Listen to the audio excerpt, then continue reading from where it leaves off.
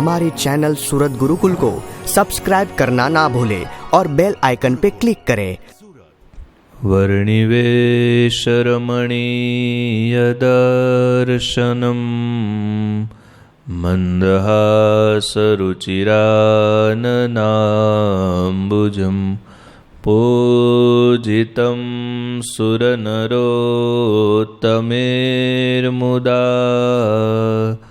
धर्मनन्दनमहं विचिन्तये। ॐ अवतारिणे श्री स्वामिनारायणाय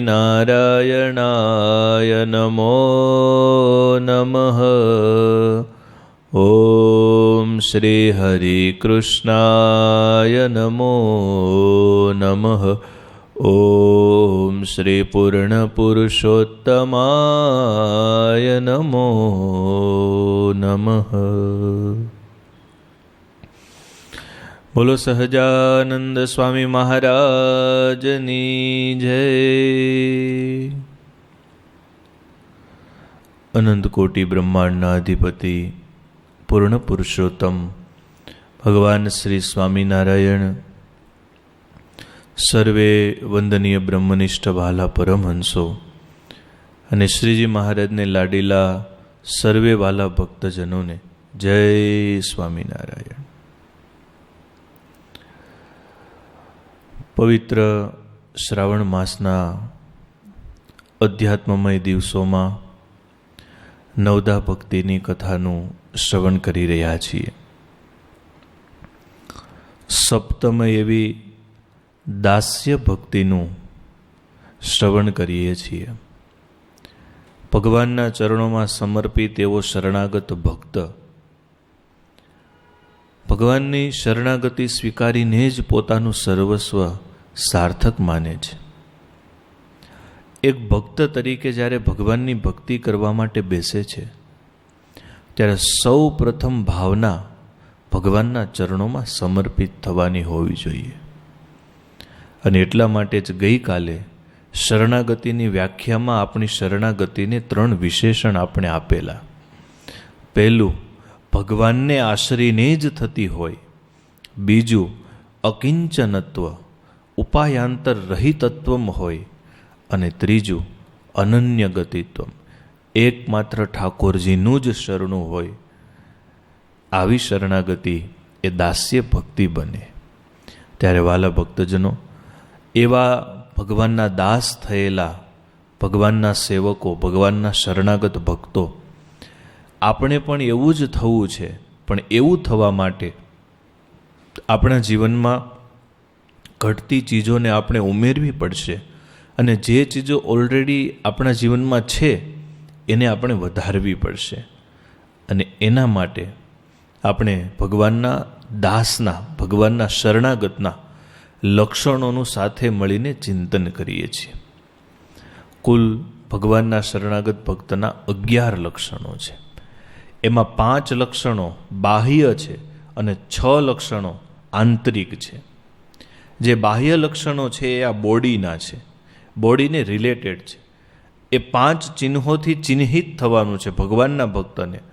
અને જે 6 લક્ષણ છે એ 6 લક્ષણો અંદરથી આપણે ઇમ્પ્રૂવ કરવાના છે। એ 5 લક્ષણો કયા કયા? તો પહેલું, વર્તમાન ધારણ કરવા। ભગવાનને કોઈ મોટા સંત પાસેથી કે બહુ મોટા ભક્ત પાસેથી ભગવાનની શરણાગતિ સ્વીકારવી, એ આપણને ભગવાનના શરણે લઈ જાય। બીજું, ભગવાનની કંઠી ધારણ કરવી। ત્રીજું, કપાળમાં તિલક ચાંદલો ધારણ કરવો। ચોથું, શિખા ધારણ કરવી। અને પાંચમું, ભગવાનના આયુધોને ધારણ કરવા। આ 5 ભગવાનના ભક્તના બાહ્ય લક્ષણ છે। અને હવે ભગવાનના શરણાગત ભક્તના 6 આંતરિક લક્ષણ જે શ્રી રામાનુજાચાર્યજીએ શાસ્ત્ર અનુસાર બતાવ્યા છે એને આપણે વિચાર વિમર્શ કરીશું। બહુ સત્સંગમાં ચર્ચિત છે અને ઘણી જગ્યાએ સંતોની કથામાં તમને સાંભળવા મળતા હોય એવા લક્ષણો છે। પરંતુ આપણે એનું વારંવાર શ્રવણ કરવાનું છે, મનન કરવાનું છે, ચિંતન કરવાનું છે। કારણ કે એ કરતાં આપણે લક્ષણોને આપણા જીવનમાં દ્રઢ કરવાના છે। અને આ લક્ષણો એવા છે કે એમને જીવનભર દ્રઢ કરતા જ રહેવા પડે. નહીતર સંતો કથામાં વાર્તા કહે છે, 2 કઠિયારા હતા. એક જ સરખા જંગલમાં એક જ સરખા વૃક્ષો કાપવા માટે જાય. પહેલા દિવસે બંને ગયા, 6 વૃક્ષો કાપીને આવ્યા. બીજા દિવસે ગયા તો પેલો કઠિયારો પણ 6 કાપીને આપ્યો, પણ બીજો કઠિયારો એને 5.5 વૃક્ષ જ કપાણા. ત્રીજે દિવસે 6 અને 5, ચોથે દિવસે 6 અને 4.5, પાંચમે દિવસે 6 અને 4, અને એક દિવસ એવો આવ્યો કે પેલો કઠિયારો 6 વૃક્ષો કાપીને આવ્યો અને બીજો કઠિયારો માત્ર 1 જ વૃક્ષ કાપી શક્યો. સાંજે બંને ભેળા થયા અને બંને એકબીજા સાથે ચર્ચા કરવા લાગ્યા કે આવું કેમ થયું? આપણા બંને પાસે એક જ સરખો કુહાડો છે, આપણે બંને મજબૂત પણ સરખા છીએ, સ્પીડ પણ વ્યવસ્થિત છે અને એક જ સરખા વૃક્ષો છે, તો પણ આવું કેમ થયું? અને ત્યારે પહેલો કઠિયારો હતો એણે બીજાને પૂછ્યું, તું જઈને શું કરે છે? તો કે બસ હું તો જાઉં અને સવારમાંથી મહેનત કરવા જ માંડું ત્યારે માંડ આટલું કપાય છે. બીજા કઠિયારાએ પૂછ્યું, તમે શું કરો છો? તે તમારે રોજ 6 ના 6 કપાય છે હજી? અને ત્યારે એમણે બહુ સરસ વાત કરી, ભાઈ હું જાઉં છું પણ જઈ અને સીધો મંડી નથી પડતો, તો જઈ અને 1 કલાક સુધી મારા કુહાડાની ધાર કાઢું છું. ઓલાની ધાર બુઠ્ઠી થઈ ગયેલી, એમાં મહેનત નહોતો કરતો. ક્યાં મહેનત કરતો હતો? ધડાધડી કાપવામાં. પણ મહેનત કરવી ક્યાં જોઈએ? ધાર કાઢવામાં. જો આપણો 100%નો સમય હોય તો 40% સમય આપણે ધાર કાઢવામાં દેવો જોઈએ, તો બાકીના 60% સમયમાં 100 કરતાં પણ વધારે કાર્ય આપણે કરી શકીએ. અને એટલા માટે ચિંતન પણ એવું કહે છે, માણસે જીવનભર વિદ્યાર્થી મટવું ન જોઈએ. કારણ કે વિદ્યાર્થી થવું, શીખવું નવું એ રોજ આપણી બુદ્ધિની, મનની ધાર કાઢવા જેવું છે. એ ધાર જે દિવસે આપણે બંધ કરી દીધી, જે દિવસે આપણા જ્ઞાનમાં વધારો બંધ થઈ ગયો, આપણા શીખવામાં વધારો બંધ થઈ ગયો, તે દિવસે આપણી વૃદ્ધિ અટકી જાય. પછી આપણી પાસે જેટલું હોય એમાંથી આપણે ચલાવ્યા કરવાનું, પણ એ તો બુઠ્ઠું થઈ જાય. સમય ફરે, વ્યક્તિઓ ફરે, પરિસ્થિતિઓ ફરે. અત્યારે જમાનો આખો ચેન્જ થઈ રહ્યો છે, તો પછી આપણું જ્ઞાન, આપણું નોલેજ, આપણી આવડત, આપણી કળા, આ બધું બુઠ્ઠું થઈ જાય. પણ જો આપણે એની ધાર કાઢ્યા રાખી હોય દિવસે રોજ, તો આપણે એમાં ટકી શકીએ ને આગળ પણ વધી શકીએ. અને આપણા જૂના અનુભવના આધારે જો તમે ધાર કાઢતા રહો તો ક્યાંય પહોંચી જઈએ આપણે. ત્યારે વાલા ભક્તજનો, આ શરણાગતિના લક્ષણોની કથા તમે કેટલી વખત સાંભળી હશે, ઘણા સંતો પાસેથી સાંભળી હશે, પણ આનું નિત્ય શ્રવણ એટલે કરવાનું છે કે આપણી શરણાગતિમાં કોઈ પ્રકારનો ફેર ન પડી જાય, એના માટેની ધાર કાઢે છે. ત્યારે 6 લક્ષણ આંતરિક ભગવાનના ભક્તના શરણાગતિના છે. ત્યારે એમાં પહેલું લક્ષણ છે આનુકૂલસ્ય સંકલ્પ, બીજું પ્રતિકૂલસ્ય વર્જનમ, મે રક્ષિષ્યતિ ઇતિ વિશ્વાસ, ગુપ્તત્વ વર્ણમ, કાર્પણ્યમ અને આત્મનિક્ષેપણમ. આ 6 લક્ષણ છે. એમાં પહેલું લક્ષણ છે આનુકૂલ્યસ્ય સંકલ્પમ. કહેતા ભગવાનનો ભક્ત કેવા સંકલ્પ કરે? તો ભગવાનને જેવા અનુકૂળ હોય એવા જ ભગવાનનો ભક્ત સંકલ્પ કરે, એ શરણાગતનું પહેલું લક્ષણ છે. ભગવાનની જે રુચિ હોય, ભગવાનનો જેમાં રાજીપો હોય, એવી જ ક્રિયા ભગવાનનો ભક્ત કરે, અને એવું જ જીવન ભગવાનનો ભક્ત જીવવો જોઈએ. અને આપણે સત્સંગમાં કહીએ છીએ ને, મરજી જાણીને સેવા કરે. એની રુચિ શું છે એ જાણી જાય, અને એ રીતે જો સેવા કરે તો લાભ પણ બહુ મોટો મળે. અને મરજી ને રુચિ જાણીને સેવા કરવી એટલે શું ખબર? ગુણાતીતાનંદ સ્વામીએ વાતોમાં લખ્યું, સ્વામી ઉપાસનાના અર્થમાં કહ્યું છે, પણ દ્રષ્ટાંત બહુ સરસ છે કે એક જણ પૃથ્વી આખીમાં ઘોડો ફેરવવા નીકળ્યો અને એક જણે ફળિયામાં ઘોડો ફેરવો. પ્રયત્ન ઓછો શેમાં? ફળિયામાં ઘોડો ફેરવવામાં. આખી પૃથ્વીમાં ઘોડો ફેરવવો હોય તો કેટલી વાર લાગે, કેટલી મુશ્કેલી. હવે આપણી જમવાની વ્યવસ્થા કરવાની, ઘોડાની કરવાની, આ કરવાનું, તે કરવાનું, કેટલી માથાકૂટ. પણ ફળિયામાં ઘોડો ફેરવવો હોય તો આ ઘોડે ચડ્યા નથી ને આટો દીધો નથી. એમ આજે ભગવાનને અનુકૂળ થઈને જીવન જીવવું ને, એ ફળિયામાં ઘોડો ફેરવવા જેવું છે. અને ભગવાનની અનુકૂળતા જાણીએ નહીં ને એમને એમ કોઈ પણ સાધનમાં મંડી પડવું એ પૃથ્વીમાં ઘોડો ફેરવવા જેવું છે. અને એટલા માટે શાસ્ત્ર ચિંતન અને સંત સમાગમ એવું કહે છે કે તમે ફક્ત શાસ્ત્રમાંથી કોઈ સિદ્ધાંતને સમજી કે સાધનને સમજીને જીવનમાં ઉતારવા માંડશો તો ઝાઝી મહેનતે ઓછું ફળ મળશે. પણ એ જ શાસ્ત્રને કોઈ ભગવાનના સંત પાસેથી, કોઈ સત્પુરુષ પાસેથી સમજીને શીખીને એમાંથી કેટલી વસ્તુ કેવા ઉપાયે યુક્ત થઈ અને જીવનમાં ઉતારવાની છે એ જો તમને શીખીને સમજવા માંડશો તો ઓછી મહેનતે તમને ઝાઝું ફળ મળી જશે. 68 તીર્થની યાત્રા કરવાનું કહ્યું શંકર ભગવાન અને પાર્વતીજીએ, ગણપતિજી અને કાર્તિકેયને. બંને એમના દીકરાઓ. ત્યારે કાર્તિકેય ભગવાન પોતાનું મોર લઈને નીકળી પડ્યા અને ગણપતિ બાપા પણ નીકળી પડ્યા. બંનેએ શું કર્યું? કાર્તિકેય ભગવાન યાત્રા કરવા માટે ગયા અને ગણપતિ બાપાએ શું કર્યું? શંકર ભગવાન અને પાર્વતીજી એમને સિંહાસન ઉપર બેસાડી અને આજુબાજુ પ્રદક્ષિણા કરવા માંડ્યા કે મારા મા બાપના ચરણોમાં 68 તીર્થ સમાઈ ગયા છે.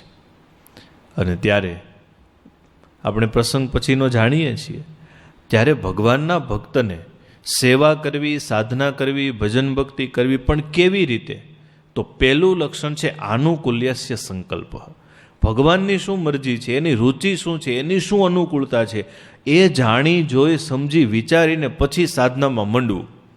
નહીતર સાધના કરવા માંડીએ અને એની રુચિ ન હોય તો જે દિવસે આપણને ખબર પડે કે આની રુચિ નથી તો તે દિવસ સુધી કરેલી સાધના તો ખોટી મહેનત જ થઈ. એટલે ભગવાનના ભક્તએ પહેલાં જાણી લેવું છે, મરજી જાણીને સેવા કરવી. નહીતર ઘણા તો એક ગુરુજી હતા ને એક શિષ્ય હતો એનો.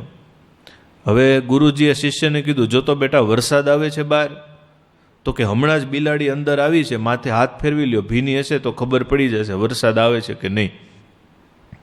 તો વળી થોડી વાર થઈ તે ગુરુજીએ કીધું કે બેટા આ બહારથી પ્રકાશ બહુ આવે છે, મને આવે છે ઊંઘ, બારણું બંધ કરી દેતો, તો કે આંખું બંધ કરી જાઓ. ગુરુજીને થયો હવે આમાં શું કરવું.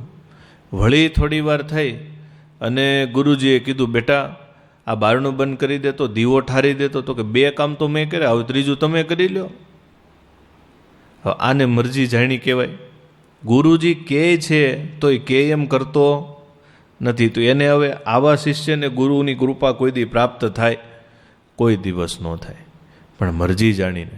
જો આપણા સંપ્રદાયમાં ખોરાસાના રાજાભાઈ થયા, કેવા એકાંતિક ભક્ત થયા, એમના જીવન પ્રસંગોનું શ્રવણ કરીએ તો આપણને ખ્યાલ આવે કે મહારાજની રુચિમાં, મરજીમાં કેટલું એ પોતાનું અંગ ફેરવી શકતા હતા. જો ઘરેથી કંટાળીને આવ્યા હતા સાધુ થવા માટે, કંટાળીને કહેતા પક્ષ રાખીને આવ્યા હતા કે જો સાધુ માટે એટલી છાશ ન નીકળી શકતી હોય, લોટનો 2 પાલી નીકળી શકતો હોય તો ઘરે રહ્યાનું શું કામ છે.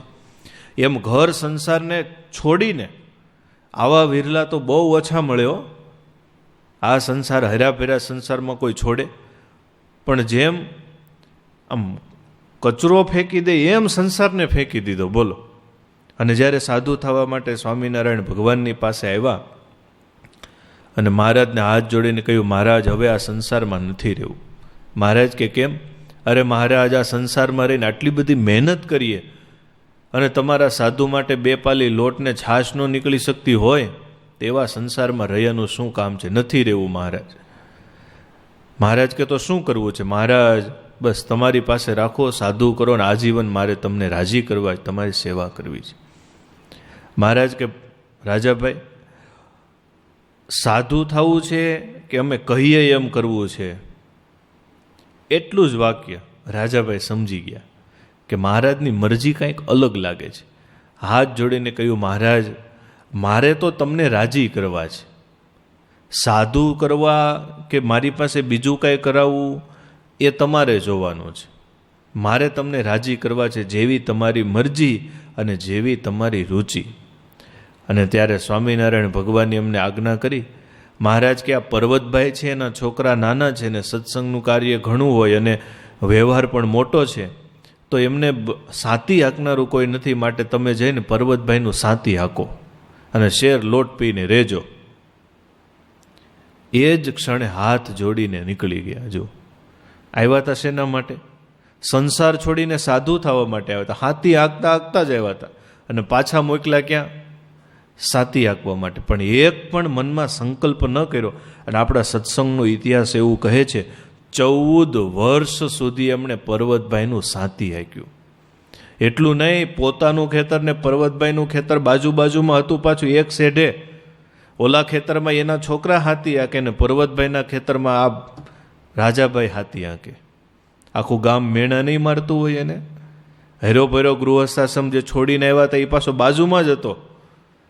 પણ અંતરથી નિર્લેપ ભાવે મહારાજની રુચિ જાણીને, મરજી જાણીને આપણે 14 દિવસ પણ એ ન કરી શકીએ, પણ 14 વર્ષ અને પાછું શેર લોટ પીને. એટલે મહારાજે તો એમ કીધું હતું શેર લોટ ખાઈને રોટલા કરીને લાડુ કરીને જમજો રહેજો એમ. પણ મહારાજની વચન જુઓ તમે, શેર લોટ લે, ગોળી નાખે અને મીઠું નાખી અને પી જાય. આવી રીતે 14 વર્ષ સુધી સાતી હકાયું. બોલો. હવે એ જ્યારે મહારાજની પાસે આવે ત્યારે મહારાજ રાજી ન થાય? હે, કેવા રાજી થાય? એ કેવું ન પડે કોઈને? એ મહારાજ આવે એટલે ભેટી જ પડે એને. કેમ? કારણ કે આનુકૂલ્યસ્ય સંકલ્પ. સંકલ્પ તો ઘણા થતા હોય આપણને આખા દિવસમાં, પણ એ સંકલ્પ કેવા થવા જોઈએ કે ભગવાનને અનુકૂળ છે કે નહીં, એવા સંકલ્પ ભગવાનના ભક્તના હૃદયમાંથી થવા જોઈએ. અને જ્યારે કોઈ સંકલ્પ ભગવાન તરફથી આવે ત્યારે એમાં પોતાની અનુકૂળતા થવી જોઈએ. આ 2 પ્રકારના ભાવ છે.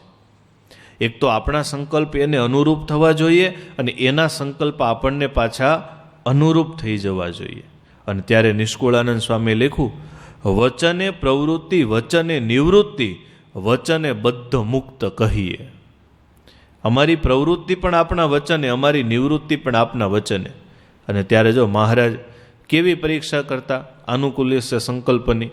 નંદ સંતો કેવા, હવે વિદ્વાન હોય, જ્ઞાની હોય, ધ્યાની હોય, યોગી હોય, સમર્થ હોય, પણ એક વચન સ્વામિનારાયણ ભગવાન ખાલી આમ પાસ કરે, બધું મૂકીને એક બાજુ, વળી પાછા એક વચન પાસ કરે, બધું મૂકીને એક બાજુ. તો 2 સંતો, નિર્માનાનંદ સ્વામીને 2 સંતોને મહારાજે આજ્ઞા કરી, મહારાજ કે જાઓ તમે બોટાદ જઈને સત્સંગ કરાવો. ઓલા 2 સંતો હાથ જોડી ગયા, મહારાજ અમને તો કંઈ વાર્તા કરતા આવડતું નથી, કાંઈ આવડતું નથી, અમે કેમ સત્સંગ કરાવીશું? અને બોટાદ જેવું શહેર, મોટા માણસો હોય, ત્યાં વિદ્વાનો હોય, અમને તો કાંઈ આવડતું નથી. મહારાજ કે જાઓ ને, તમારા વર્તન વાતો કરશે. એના સંકલ્પને અનુકૂળ થઈ ગયા, ગયા બોટાદ. હવે વાતો કરતા તો આવડતું નહોતું. જય ચોરે બેસીને ભજન ભક્તિ કરે. કોઈ મુમુક્ષ આવે તો વળી પોતાને જેવી આવડતી હોય એની નાની મોટી વાત કરે. ગામમાં ભિક્ષા માગી આવે અને ઠાકોર જમાડે, આરતી સ્તુતિ પ્રાર્થના ભજન ભક્તિ કર્યા કરે. એમ કરતાં કરતાં રોજ સાંજે 50-100 માણસો એમની પાસે બેસવા આવતા થઈ ગયા. બોલ. અને બોટાદમાં સત્સંગ થયો. ત્યારે વસ્તુ આપણી પાસે શું છે, શું નથી, કેટલું આપણને આવડે છે, નથી આવડતું, એ બધું 2 નંબરમાં છે. 1 નંબરમાં છે એના સંકલ્પને અનુકૂળ થઈ જાવ. અને એમાં જ મહાનતા છે. પરીક્ષા પણ લેવો મહારાજ ક્યારે. ગુણાતીતાનંદ સ્વામી હજી મૂળજી શર્મા હતા, સાધુ થવા માટે આવ્યા. ડભાણનો યજ્ઞ ચાલુ હતો. મહારાજને વિનંતી કરી, મહારાજ મને સાધુ કરો. મહારાજ કે ઘર બાળી આવો, જાઓ. અને દોટ મૂકી, મુઠ્ઠીઓ વાળીને. હો, બધા સંતોએ કીધું મહારાજ આને રોકો. મહારાજ કે કેમ? મહારાજ આ સ્પીડ જોતા લાગતું નથી કે હમણાં હાચીને ઘર બાળી આવશે. મહારાજે પછી રોક્યા. મહારાજ નથી બાળું. મહારાજ કે બળી ગયું. ક્યાંથી? અંતરથી. ત્યારે આનુકૂલ્યસ્ય સંકલ્પ. ત્યારે ભગવાનની આજ્ઞા છે, ભગવાનની મરજી છે, ભગવાનની રુચિ છે, એનો ક્યારેય ભગવાનના ભક્તે લોપ ન કરવો જોઈએ. અને ગુણાતીતાનંદ સ્વામી એટલે કીધું ને કે ભગવાનની આજ્ઞા લોપીને તો કોઈ મોટા થયા નથી. કોઈ હજી સુધી ભગવાનની આજ્ઞા લોપીને આગળ વધ્યા હોય એવું દેખાતું નથી. અને એટલા માટે મહારાજે પ્રથમના 31માં વચનામૃતમાં વાત કરી કે મોટપ શેના વડે છે? મોટપ તો પ્રત્યક્ષ ભગવાનના નિશ્ચય કરીને તથા તે ભગવાનની આજ્ઞાને વિશે વર્તવે કરીને છે. અને એ 2 વાના જેને ન હોય ને ગમે તેવો વ્યવહારે કરીને મોટો હોય તો પણ નાનો જ છે. લ્યો, સત્સંગમાં મોટા થવું છે કે નાના થવું છે? જો આપણે મોટા થવું હોય તો આ 2 વસ્તુમાં આપણી દ્રઢતા પાકી કરવાની. કઈ? એક તો ભગવાનના સ્વરૂપનો દ્રઢ નિશ્ચય અને બીજું ભગવાનની આજ્ઞામાં સારધાર વર્તવું. ભગવાનની રુચિમાં, ભગવાનના સંકલ્પોમાં 100% અનુકૂળતા. અને મહારાજ કીધું ને, સુખી થાય એ આજ્ઞા પાળવે કરીને થાય છે, અને દુઃખી થાય છે એ આજ્ઞા લોપવે કરીને થાય છે. અને ત્યારે સંતોએ લખ્યું, જેમ રાખો તેમ રહીએ વચનને સાથજી. ત્યારે બહુ સરસ એક 2 કડી છે. મન આપનું છે, આપની મરજીની વાત છે. ઠાકોરજીને પ્રાર્થના કરવાની કે હે મહારાજ, મન આપનું છે, હવે અમે અમારા મનનો એક પણ સંકલ્પ રાખ્યો નથી. ગૃહસ્થાશ્રમમાં હોય તો પણ ભલે, ને ત્યાગાશ્રમમાં હોય તો પણ ભલે. હવે તમને એમ થાય કે ગૃહસ્થાશ્રમમાં આવું અમે ભગવાનને કહી દઈએ તો મારું ગાડું ચાલે કેમ? સારું ચાલશે. જ્યાં સુધી આપણે આપણા બળથી આપણો સંસાર ચલાવવાની ટ્રાય કરીશું ને, ત્યાં સુધી હંમેશા ધોકા જ ખાઈશું. પણ જે દિવસે આપણી દોરી ઠાકોરજીના હાથમાં સોંપી દીધી, જો તમે પછી જાય. નદીમાં કોઈ સામે પૂરે પાણીએ તરતો હોય, સામે પાણીઓ ઊભું રહેવું પણ કઠણ પડે. હવે એ કેટલી ગતિ કાપે, કેટલું અંતર કાપે, પણ નદીના પ્રવાહ ભેગો જો વહવા માંડે તો એક જ વખત હાથ હલાવે તો ડબલ અંતર કપાય સીધું. એમ ભગવાનની મરજી ને ભગવાનની રુચિ છે ને, એ પ્રવાહમાં જ આખો સંસાર ચાલે છે. આપણને ખાલી ખબર નથી. શું? આપણને ખાલી ખબર નથી કે આ સંસાર આખો ભગવાનની મરજીને રુચિમાં ચાલે છે. આપણને એમ છે હું કરું એ જ અજ્ઞાન ખરું. માનવ જાણે મેં કરું, કરતલ દૂજો કોઈ. આદર્યા અધૂરા રહે ને હરી કરે સો હોય. તો એ શું છે? એ હરી કરે સો હોય તો હરિની મરજી પ્રમાણે તો થાય છે. આપણા તો આદરા અધૂરા જ રહી જાય છે બધા. હજી આપણે જિંદગીમાં એક પણ સંકલ્પ કર્યો હોય અને આમ 100% આમ પૂરો થઈ ગયો એવું તમને લાગે છે? કંઈક 1%, 2%, 5% ખામી રહી જ જાય છે ને. અને પછી આપણે કેવો સંકલ્પ કે હશે એટલું તો થયું. તો 100% કોનું ધાર્યું થાય છે આ સંસારમાં?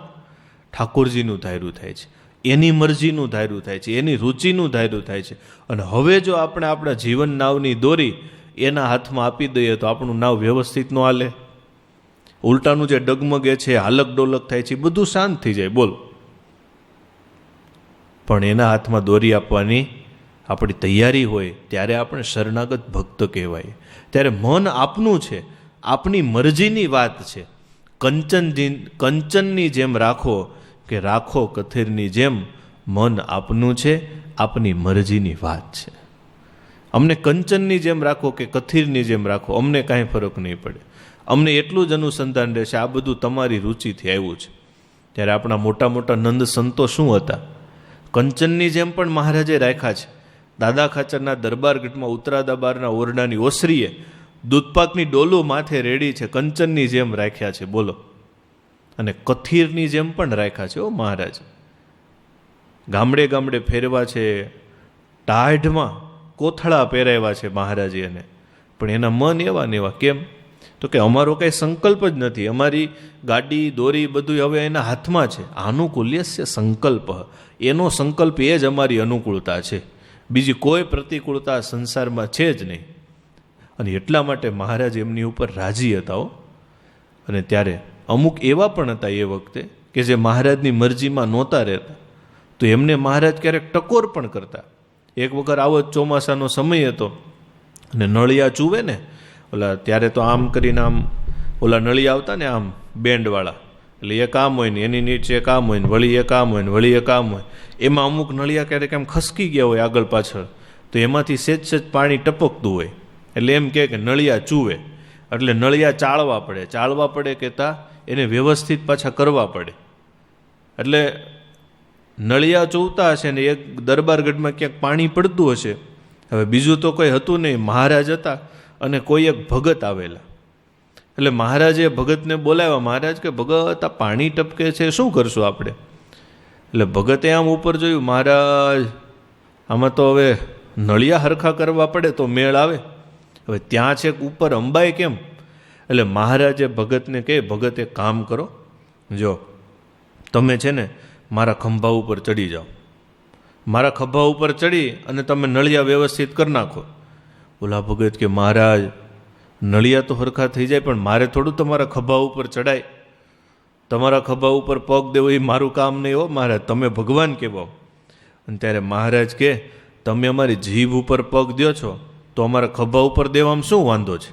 ઓલા ભગત તો જોઈ રહ્યા, મહારાજ કે અમારી આજ્ઞા લોપો છો, અમારી મરજી લોપો છો, અમારી રુચિ સિવાય ન કરવાના કાર્ય કરો છો, ત્યારે અમારી કંઈ જીભ આડી નથી આવતી, તો અત્યારે ખભે પગ દેવામાં શું વાંધો છે?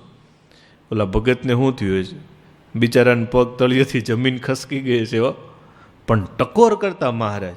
શા માટે? કારણ કે મહારાજની પણ એવી મરજી છે કે એમની રુચિ પ્રમાણે પોતાના ભક્તો સંતો રહે. એમની રુચિ, એમનો સંકલ્પ એ જ આપણી અનુકૂળતા બની જાય. ત્યારે સાચા શરણાગતનું લક્ષણ એ છે. ત્યારે શરણાગતને બે ઉપમા આપી છે જો શાસ્ત્રમાં, રામાનુજાચાર્ય આપે છે. એક માટીની અને બીજી પાણીની. માટીની ઉપમા એટલા માટે આપી કે માટીને કયો આકાર ધારણ કરવો એ પોતે ડિસાઇડ નથી કરતી. કરે? માટી પોતે ડિસાઇડ નથી કરતી. એ માટીનો જે આકાર બનાવનારો છે એને ડિસાઇડ કરવાનો છે કે આ માટીમાંથી મારે કયો આકાર બનાવવો છે. આ માટીમાંથી ઘડો બનાવવો છે, કોડિયું બનાવવું છે, બીજું કાંઈ બનાવવું છે. માટી પોતે કોઈ ડિસિઝન લેતી નથી. એના માલિકનો સંકલ્પ એ જ માટીની અનુકૂળતા. બસ એના સંકલ્પ પ્રમાણે ઢળી જવાની અનુકૂળતા હોવી જોઈએ. એ કોનામાં છે? માટીમાં છે. એ પથ્થરમાં નથી. જો હા છે પણ અમુક અંશે, પણ માટીમાં જો બધું બની જવાની અનુકૂળતા છે. અને બીજું પાણી, તમે જે પાત્રમાં નાખો એને અનુકૂળ થઈને ગોઠવાઈ જાય. આડું પાત્ર હોય આડું, એમાં નાખો તો આડું થઈ જાય. ઊભું હોય તો ઊભું થઈ જાય. ત્રાહું હોય તો ત્રાહું ગોઠવાઈ જાય. જે પાત્રમાં નાખો એ પ્રમાણે ગોઠવાઈ જાય. એનું નામ અનુકૂળ ભગત કહેવાય. કોઈનું નામ અનુકૂળ હોય તો માફ કરજો, પણ અનુકૂળ ભગત એને કહેવાય. અને એવા જ ભક્તો હોય ને, જો આપણે તો સત્સંગમાં અનુભવ કર્યા છે, એવા કોઈ સંતો કે એવા કોઈ ભક્તો હોય ને, આનુકૂલ્યસ્ય સંકલ્પ, એને બધા એની ઉપર રાજી હોય. અને ક્યાંક જવાનું હોય, કોઈને સાથે લઈ જવાનું, તો એની પહેલી પસંદગી થાય. શું કામ? તમારા સંકલ્પમાં અનુકૂળ થઈ જાય છે તો. અને ત્યારે એવા ભક્ત થવું એ શરણાગતિનું પહેલું લક્ષણ છે. સૌરાષ્ટ્રમાં અમરેલી શેત્રુંજીના કાંઠે વાંકિયા ગામ અને ત્યાંના માધા ભગત પટેલ બહુ સારા સત્સંગી હતા. આમ તો પહેલેથી ખાધે પીધે સુખી પરિવાર, ઘરે બળદો પણ ખરા, ગાયો પણ ખરી, ભેંસો પણ ખરી, અને સુખી પરિવાર. પહેલાં તો સત્સંગી હતા નહીં. ગામમાં સંતો પધાર્યા, સંતોને યોગ્ય કરી અને સત્સંગી થયા અને ધીરે ધીરે કરતા ચુસ્ત હરિભક્ત થયા. ગુણાતીતાનંદ સ્વામી, વ્રજાનંદ સ્વામી આદિ સંતોનો સત્સંગ કરે અને એવા સત્સંગના રંગે રંગાઈ ગયા એકાંતિક ભક્ત થયા. ધીરે ધીરે છોકરા મોટા થયા, કામે લાગી ગયા, બધું કામકાજ સંભાળી લીધું. અને પછી ભગત થોડા ફ્રી થયા એટલે રોજ એમને એવો સંકલ્પ થાય કે હવે સંસાર મૂકીને ભગવાન પાસે જવું છે, હવે મહારાજમાં જોડાઈ જવું છે. એમાં એક દિવસ કેવળ આત્માનંદ સ્વામી વિચરણ કરતાં કરતાં વાંકિયા પધાર્યા. સાંજનો સમય થયો. બધાય ગામના હરિભક્તો સાંજે વાળું પાણી કરીને સંતોની કથા સાંભળવા માટે આવ્યા. હવે કેવળ આત્માનંદ સ્વામી કથા કરે. કથા પૂરી થઈ એટલે હરિભક્તો બધા દર્શન કરી સંતોને મળીને ઘરે ગયા. પણ આ માધા ભગત જાય નહીં, સ્વામીની પાસે બેઠા રહ્યા. સ્વામી કે કેમ ભગત, કાંઈ કામકાજ છે? કારણ કે જૂના સંતો ઓળખી જતા ને, ચહેરો પારખી જાય કે આ ભગતને કંઈ કામ લાગે છે, કાંઈ કામકાજ છે? હા સ્વામી, આજે એક વાત કરવી છે. બોલો ને ભગત, કાંઈ મુશ્કેલી છે? કારણ કે સંતોને એમ થાય કે બિચારાને કંઈ મુશ્કેલી હશે. અરે સ્વામી, મહારાજની ખૂબ મોટી દયા છે. સ્વામિનારાયણ ભગવાન મળ્યા, આપ જેવા સંતો મળ્યા. મુશ્કેલી તો હવે કાંઈ નથી, પણ આ સંસારમાં મન બહુ મૂંઝાય છે. હવે સાધુને કોઈ એમ કહે કે સંસારમાં મન બહુ મૂંઝાય છે, એટલે બે વસ્તુની અમે અનુસંધાન કરીએ. કાં તો એને ઘરમાં તકલીફ હશે અને કાં તો પછી એને સાધુ થવું હશે.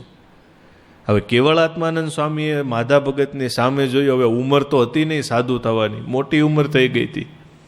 એટલે સ્વામીએ પૂછ્યું, કેમ ભગત, છોકરા સાચવતા નથી, શું તકલીફ છે, પરિવારમાં બનતું નથી? એટલે હાથ જોડીને કે ના સ્વામી, એવું તો કાંઈ નથી. છોકરા તો બિચારા બહુ ડાયા છે, હથેળીમાં રાખીને સાચવે છે, પણ મને હવે આ સંસાર ઝેર જેવો લાગે છે. સ્વામી કે કેમ? વારે વારે એમ થાય છે કે બધુંય છોડીને આપની ભેળો આવતો રહું રોજ સંકલ્પ થયા કે પણ આજ તો પાક્કું કરી લીધું કે આજ તો સ્વામીને કહી દેવું છે ને સ્વામી સાથે નીકળી જ જવું છે. આ વખતે મારે તમારી સાથે આવવું છે, ઠાકોરજીને સંતોની સેવા કરવી છે ને રાજી કરવા છે. સ્વામી તો સામે જોઈ રહ્યા કે આટલી ઉંમરે આટલા સુખી પરિવારમાંથી ને આવો સંકલ્પ. સ્વામી કે પણ ભગત આ ઉંમરે તમે? હા સ્વામી, છોકરાની ચિંતા નથી, નવરો છું, સંસારમાં ગમતું નથી, તો હવે સંસારમાં રહેવું નથી, મારે આવવું જ છે. એટલી જગ્યા નહીં થાય મારી? સ્વામી કે ભગત જગ્યાની તકલીફ નથી, પણ સાધુ થવું ને એ રહેવું કઠણ છે. જો ભગત ખોટું ન લગાડતા, પણ તમે સુખી પરિવારમાંથી આવો છો, તમારી જીવન અમે જોયું છે, એટલે તમને એક વાત કરું, જો એ તમને મંજૂર હોય અને તમારું મન હા પાડતું હોય તો પછી હા કહેજો. બોલો ને સ્વામી. સ્વામી કહેજો તમારી મોટી ઉંમર છે, સુખી માણસ છો, સાધુ જીવન છે ને બહુ વસમું છે. સંસારમાં રહેવું હજી સહેલું છે, પણ સાધુ જીવનમાં રહેવું તલવારની ધાર ઉપર ચાલવા જેવું છે. અને ખરેખર છે હો. આ તો અમે સાધુ છીએ એટલે અમે અમારું કહીએ એવું નથી. તમે ગૃહસ્થ જો 5 દિવસ કે 10 દિવસ તમારા પરિવારનો કોઈ પણ પ્રકારનો સંપર્ક નહીં અને 10 દિવસ રહી જવો લ્યો, ત્યારે તમને ખબર પડે આ સાધુ થવું કેટલું કઠણ છે. હજી એમ કદાચ કોઈ રહી જાય, ચાલો તમારે તો રોજ અલગ અલગ કલરના કપડાં હોય ને, એક જ કલરના કપડાં પહેરવાના, નહીં બેંકમાં એકાઉન્ટ, નહીં થાળી વાટકા, નહીં કોઈ સગા સંબંધી, નહીં બૈરા છોકરા, 10 દિવસ રહી જવો લ્યો, નહીં જગતના પદાર્થોનો યોગ. કઠણ છે રહેવું. અને એટલે ઉપનિષદ પણ એવું કહે છે, આ અધ્યાત્મ માર્ગ કેવો છે? દુર્ગમ પથસ્તત કવયો વદંતી ક્ષુરસ્ય ધારા નિશિતા દુરત્યયા.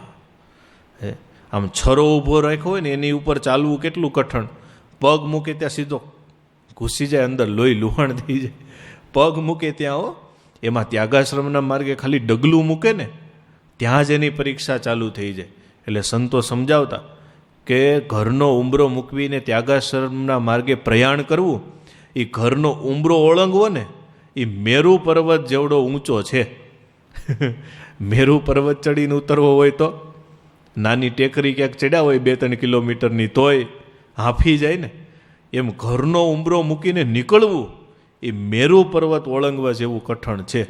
એ તો તમે 10-12 દી ટ્રાય કરો એટલે ખ્યાલ આવી જશે, તમને વાંધો નહીં આવે.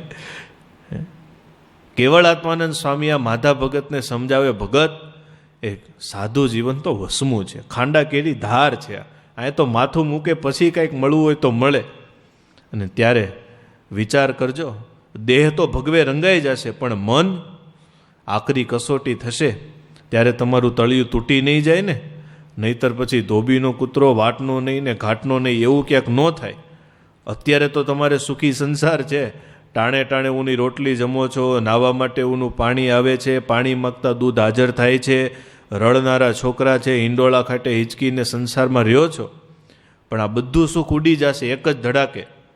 પછી ઊનું પાણી નહીં મળે, ઊની રોટલી નહીં મળે, ટાઢે ટુકડે ચલાવવું પડશે, સેજ પલંગ નહીં હોય, ભોંય પથારીએ સૂવું પડશે, ગામડે ગામડે જવું પડશે, ભિક્ષા માગવી પડશે, મોટા સાધુ કહે તેમ કરવું પડશે, ધોળિયા લુગડા પહેરવા પડશે, કોઈ પ્રકારના વિષય મળશે નહીં. આ બધું પહેલાં તમારા મનને મનાવો, પહેલાં તમારા મન સાથે કરાર કરવો, મારે સાધુ થવું છે, અને પછી મને વાત કરજો. 2 હાથ જોડીને ભગતે કહ્યું, હા સ્વામી, હું મારા મન સાથે કરાર કરી આવું. અને પછી ભગત નીકળ્યા બહાર.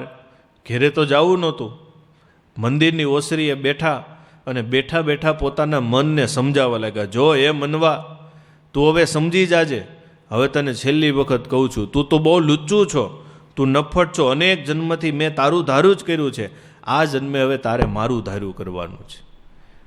જો આવું જો મનને આપણે નહીં સમજાવીએ ને તો આનુકૂલ્ય છે સંકલ્પ નહીં થાય. જો આ સાધુ થવાની વાત નથી ખાલી હો, સત્સંગમાં ભગવાનના શરણાગત થવા માટે, દાસના દાસ થવા માટે આપણે પણ આપણા મનને સમજાવવું પડશે કે હવે તારે તારું ધાર્યું કરવાનું જ નથી, હવે તારે સંતનું ધાર્યું કરવાનું છે, હવે તારે ભગવાનનું ધાર્યું કરવાનું છે. આ કાચો ઘડો ફૂટી જશે એ પહેલાં તારે ભગવાનને રાજી કરી લેવાના છે, એ પહેલાં તારે અવિચળ પદ લઈ લેવાનું છે. અનેક જન્મોથી તારું ધારું કરતો જ આવ્યો છું, તે મને જન્મ મરણમાં જ ફસાયો છે. હવે હું તને બહાર નીકળી જવાનું છું, હું તને લઈ અને નીકળી જવાનું છું. કોઈ પ્રકારનું લખણ સંસારનું ઝળકાવવાનું નથી તારે.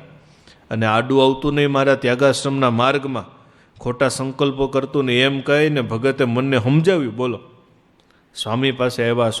સ્વામી કે શું કર્યું? સ્વામી મન હારે કરાર કરી લીધો, કહી દીધું છે, અને આડું આવતું નહીં. સ્વામી કે આવશે તો ભૂકા કાઢી નાખું. આ દ્રઢતા જોઈને કેવળાત્માનંદ સ્વામી રાજી થઈ ગયા. સ્વામી કે હાલો. બીજે દિવસે સવારમાં ઉપડ્યા જુનાગઢ. ત્યાં જઈ ગુણાતીતાનંદ સ્વામી સભા મંડપમાં વિરાજમાન હતા, માળા ફેરવતા હતા. સ્વામી કેવળાત્માનંદ સ્વામીએ દંડવત કર્યા ને પાછળ માધા ભગત.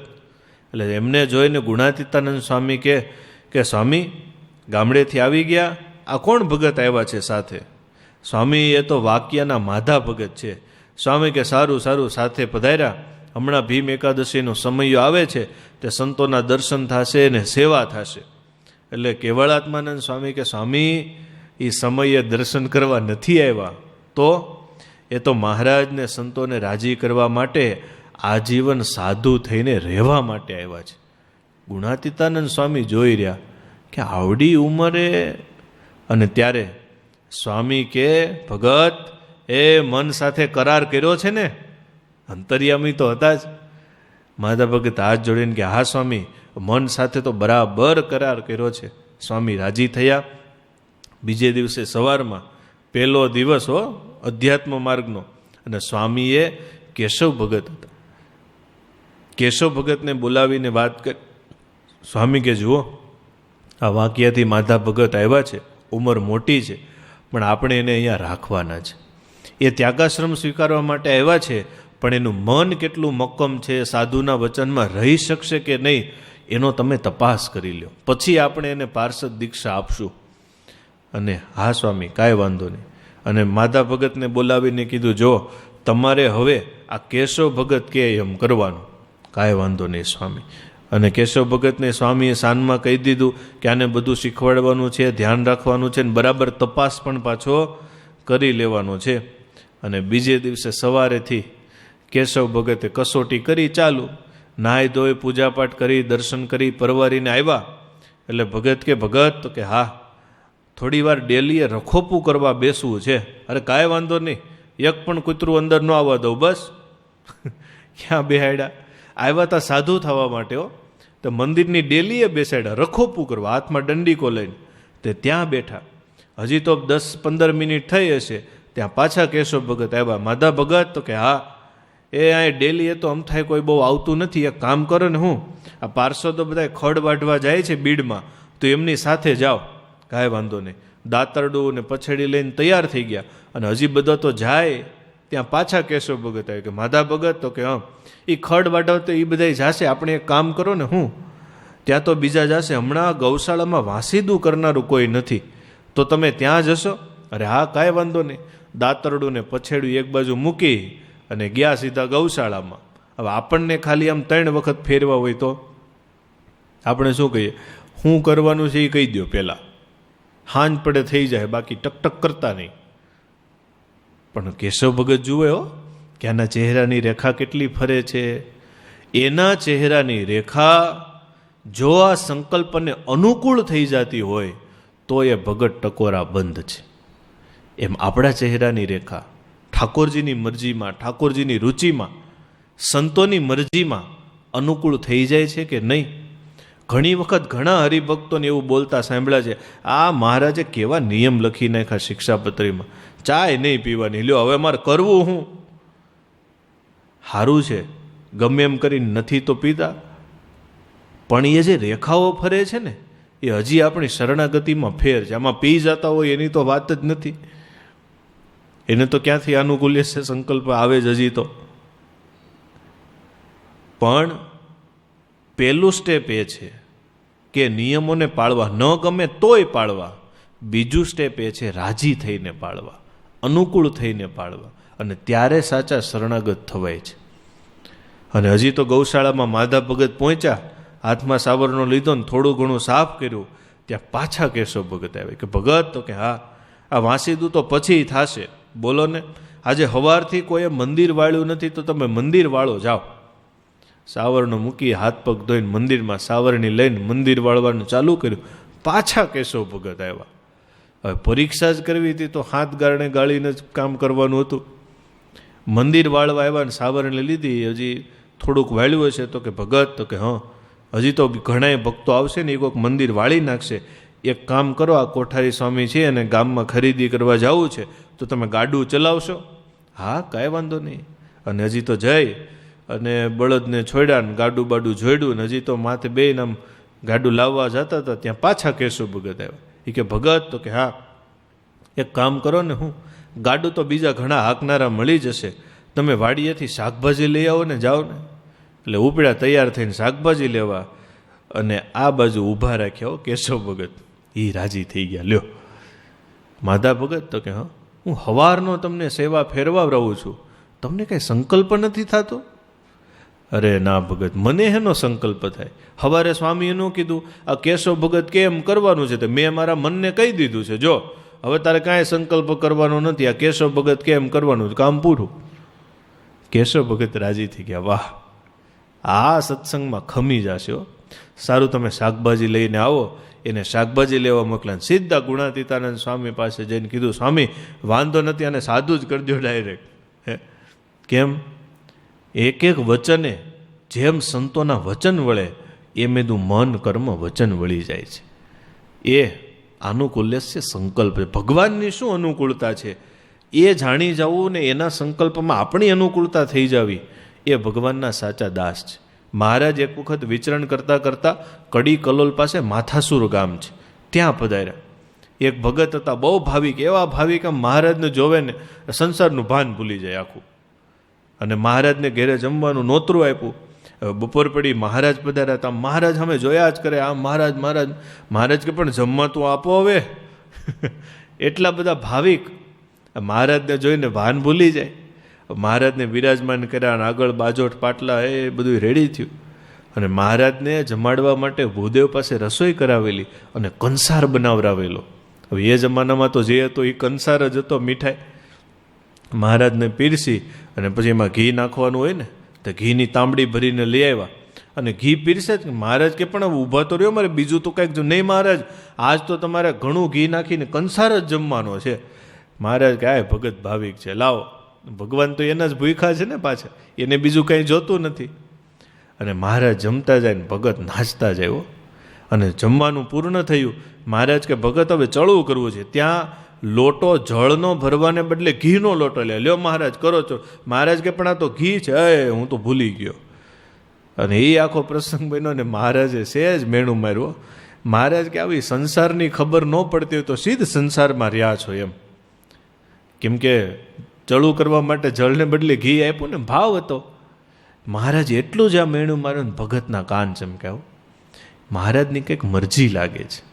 હાચીને મને તો ક્યાં સંસારમાં કંઈ ખબર પડે છે. મહારાજને કીધું નહીં પણ મહારાજ ચાલ્યા ને તો પાછળ પાછળ ચાલતા થઈ. હવે બધા હરિભક્તો ગામની ભાગોળ સુધી વળાવા તો આવે પાછા, તો એક એકને નામ લઈને મહારાજ પાછા મોકલતા જાય. આમનું નામ લીધું જ નહીં એટલે એ સમજી ગયા કે મહારાજની ઈચ્છા છે મને સાથે લઈ જવાની. વડતાલ સુધી સાથે આવ્યા ને ત્યાં પહોંચીને મહારાજને કીધું, મહારાજ મને ક્યાં સંસારમાં કાંઈ ખબર પડે છે, મને ક્યાં કાંઈ ભાન છે, માટે હવે મારે તમારી પાસે રહેવું, સાધુ કરી દો. મહારાજે સાધુ કર્યા.